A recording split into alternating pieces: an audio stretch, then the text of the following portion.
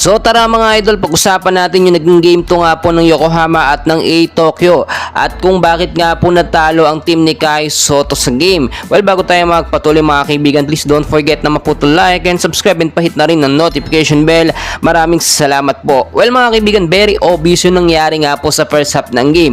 Doon sa first quarter, yung nangyari kay Kai Sotto nung napasama po yung pagkakabagsak at medyo nasiko nga po siya, kaya naman namilipit sa sakit si Kai Sotto. So nag-lead po yun para ilabas muna si Kai Sotto dito sa first quarter ng game at doon po nagsimulang humina ang depensa ng Yokohama. Hindi rin po nabigyan si Kai Sotto ng appearance pagdating sa second quarter ng game dahil hindi naman pwedeng pwersahin or biglayin agad Kai Sotto yung paglaro niya kahit ganun yung nangyari. So nakapaglaro si Kai Sotto doon pa po sa second half ng game, which is alam naman natin kapag may nangyaring ganyan sa ating pambaton si Kai Sotto, yung tipong na injury, nababawasan po yung galing niya, no?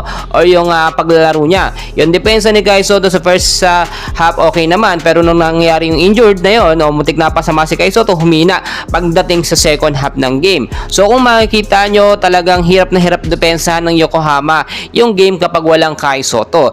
Bukod pa po dyan, malakas yung team ng A Tokyo. Nasa pang top 2 po sila ngayon at so far, kung titignan nyo mabuti, sanay na sanay talaga sila sa mga balyahan, which is si Kai Sotto ay halos maipal out na nga nila, no? Bago matapos yung buong game. Bukod pa po dyan, nakita natin yung consistency sa kalaban natin sa A Tokyo ay talagang hindi nawawala. Sa Yokohama naman, pag walang Kai Sotto, humihina yung depensa. Hindi naman kasi natin pwedeng ipaubaya lang, no? Dito lahat kay Yuki Kawamura. Kapag walang Kai Sotto, walang tandem nila, nahihirapan pumuntos ang team. Tingnan nyo rin mabuti mga kaibigan, kapag si Kai Sotto ay napapahinga or hindi pinapasok ni Coach Taketo, walang pumapalit na ibang sentro na kayang depensahan yung team kagaya ng ginagawa ni Kai Sotto. But so far, kung titignan nyo mga kaibigan, ginawa po lahat ni Kai Sotto yung best niya para maipanalo yung laban, pero nahirapan talaga dahil nga doon sa last quarter, mga 3 or 2 minutes na lang po yung natitira, almost 15 points pa yung hahabulin ng Yokohama. Napakahirap na mga kaibigan dahil nga sinasabi natin yung tandem nga po ni Yuki at ni Kai Sotto ay basang-basa na nga po ng A Tokyo. Kapag si Kai Sotto ay pumasok sa ilalim, talagang babantayan yan, ido-double team yan ng Tokyo at doon nahihirapan talagang makapunto si Kai. Nakikita naman natin every time na napapasahan ng bola si Kai, dino-double team po agad siya.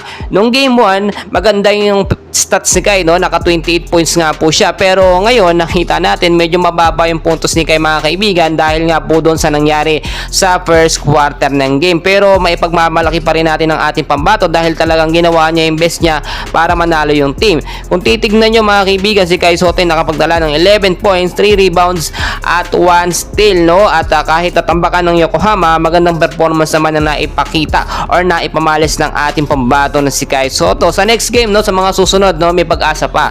Hindi pa naman laglag sa playoffs ang Yokohama mga kaibigan kahit papaano, basta maipanalo lamang nila yung mga susunod na game, kayang-kaya pa yan.